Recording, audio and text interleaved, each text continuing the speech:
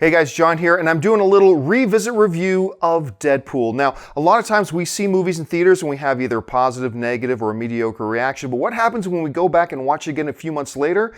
That's what we're doing right now with Deadpool. I sat down and watched it with a bunch of friends again the other night. Now, my initial impressions of Deadpool when I first reviewed it, if you remember, was absolutely outstanding. I completely loved the movie. I thought the action was top-notch. I thought it was probably still to this moment the funniest film of the year. I absolutely cracked myself crazy. I couldn't believe what they were able to do with an R-rated film. The performances were great. Ryan Reynolds was born to play Deadpool. Morena Baccarin came into it, and it was a better, if you know me, I hate love interests in comic book movies. I don't want to see my superheroes falling in love. I want to see them fighting bad guys. But you know what? My first impression of the film was, wow, this kind of love interest really, really works. All the side characters worked. I absolutely thought the movie was spectacular. I think I gave it like a 9 or a 9.5 or something like that. So how does it hold up now 5 or 6 months later? Well, here's a couple things that stood out to me that I didn't really appreciate the first few times I saw the film when it was in theaters. Number one, and this is the biggest thing to me, remember how in all the billboards for Deadpool, they say, this is a love story. And I just kind of took that as a joke, and yes, there was a love interest in the movie, but I didn't see it as a love story.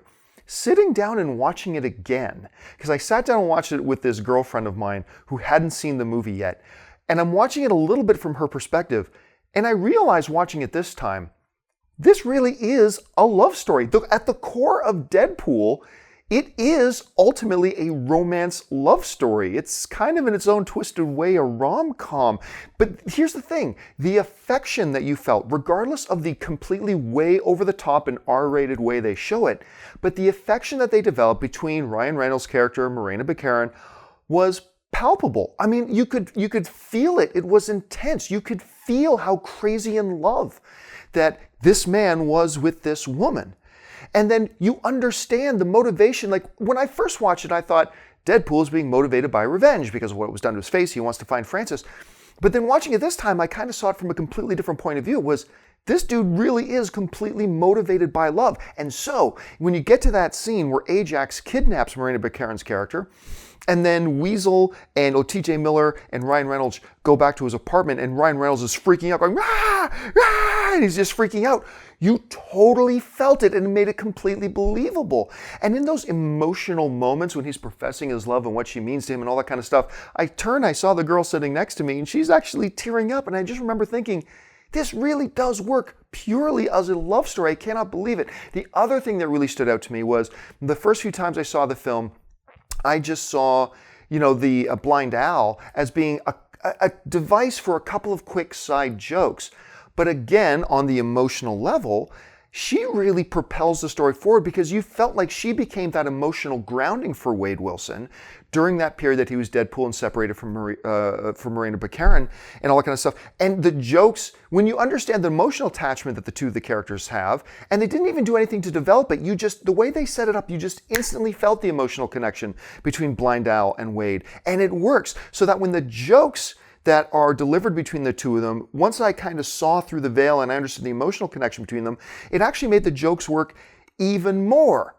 Now, what still stood true to me from the original, look, I don't care. I've seen the original Deadpool now probably 7, 8, 9 times, and it never fails. The opening credits always completely kill me. It doesn't matter. I think for the next 10 years, every time I watch Deadpool and I see those opening credits, that's the thing that's really going to stand out to me. And when you revisit movies that you loved, you expect to have a couple of items jump out at you that maybe didn't bother you the first time, but now that you're familiar with the film a little bit, they start to bother you a little bit more. I gotta tell you, there's really nothing in this film that jumps out at me that felt like a drag. The one thing that did, watching it this time that's a little bit different from before, was Angel Dust. The character Ajax henchman.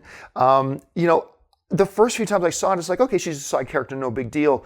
But now watching it, I really felt the kind of dead weight she was to the film until she ultimately fights Cyclops, till she ultimately fights Colossus at the end. But like all the rest throughout, you realize she doesn't need to be here at all. Like, she's not the one who needs to single-handed choke lift Weasel off the ground. We've already seen Ajax do that. She didn't need to do this, and she didn't need to do that. She was actually more dead weight to the movie than I realized the first time around. So those are the three big things that jump out to me on this revisit of Deadpool. Two positive things. One, the romantic relationship between Miranda Baccarin and Ryan Reynolds is even better than I thought it was originally. It's number two, the emotional connection between Al and Wade was stronger than I initially thought, and that actually enhanced the jokes. And number three, on the negative side, was that the Angel Dust character is even more dead weight. But overall, here's the thing. My appreciation for Deadpool grows more and more every time. Because while it's an R-rated, potty mouth, gutter humor, when you're able to see past that, you realize this is actually a hyper-intelligent script. This is a very smart written movie. Like, it's incredibly intelligent the way they develop their characters and then interconnect and bring their storylines together.